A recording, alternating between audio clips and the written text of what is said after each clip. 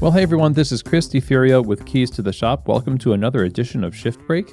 Today's episode is brought to you by La Marzocco, who has been making espresso machines by hand in Florence since 1927, and all along the way, nearly 100 years, they have been innovating and creating some of the most loved espresso machines in the world because they listen to their customers, and they're all about helping you be successful in specialty coffee retail.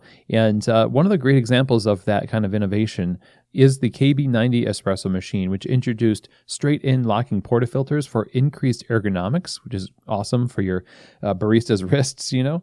It's also got the scales in the drip tray, which increases the accuracy of your espresso extractions, as well as the auto flush feature, which keeps everything clean and helps in workflow. It's just one example of many espresso machines that La Marzocco has created that fits your needs. And La Marzocco is available to help you find the right espresso machine for your business. All you need to do is reach out to info@lamarzocousa.com, and one of their friendly salespeople will be able to help you with those decisions.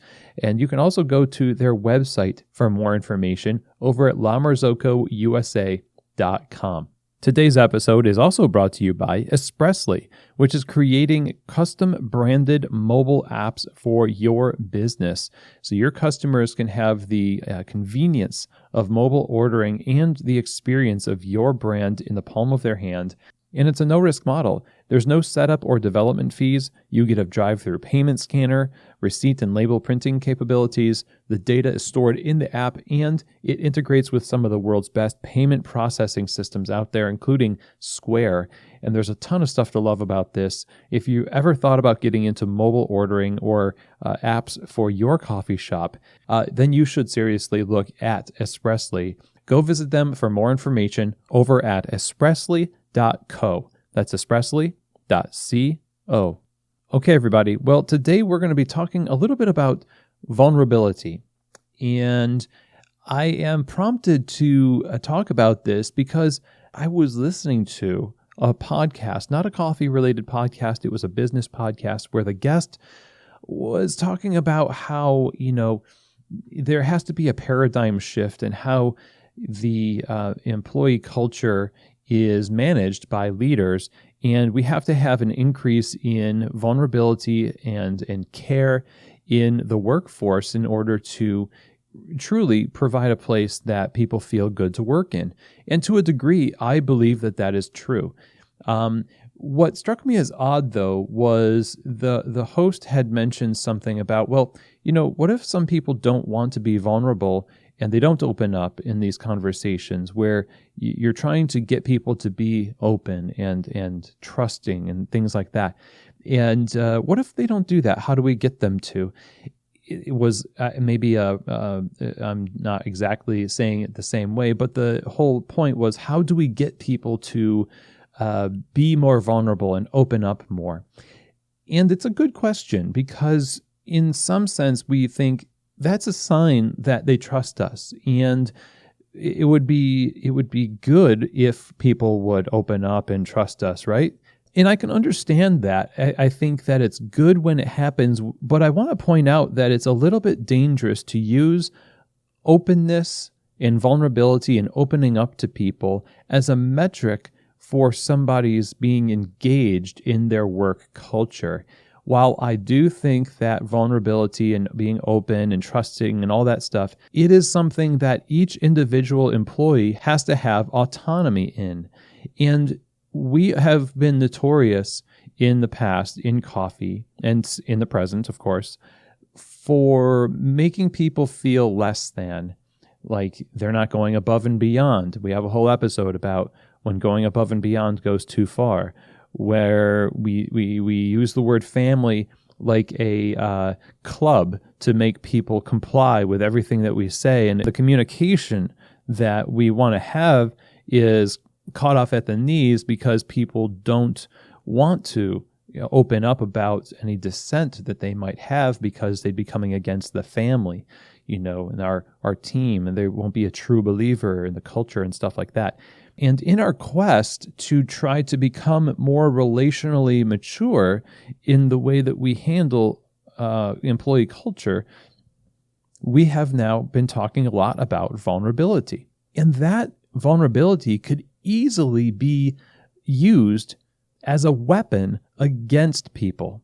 It's weird how that works. Like, I don't think the question is, how do we get people to open up more?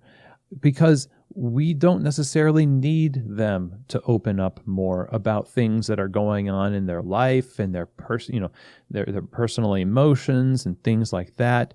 We're veering into therapeutic territory here. We don't need to encourage that. Now, if the person volunteers that, if I feel like I can trust you enough to talk to you about something, that's good. But let's not make that a part of what a boss expects from their employees. Like, tell me 5 personal things about, your emotional world this week. And I'll know that you're engaged in this new culture of vulnerability and openness at work.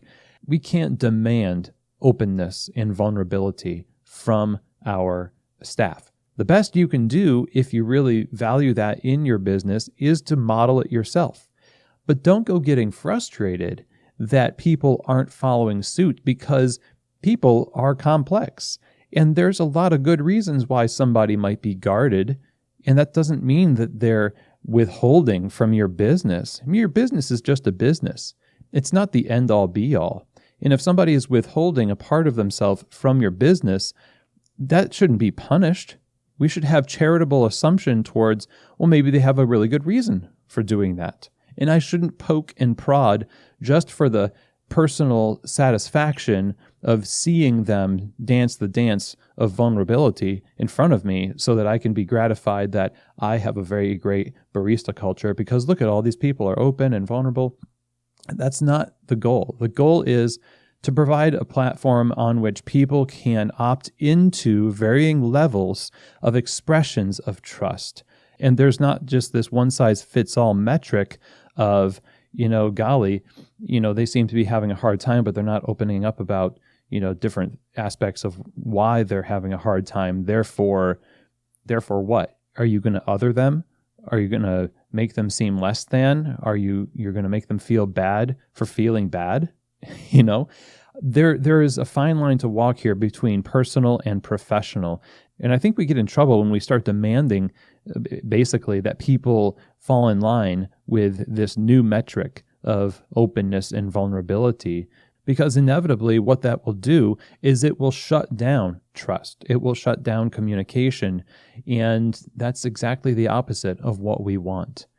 So I think in conclusion here, I would like to say that, it's fine to look at, how people can sometimes open up and be vulnerable about what they're going through personally in the professional environment. And it happens all the time.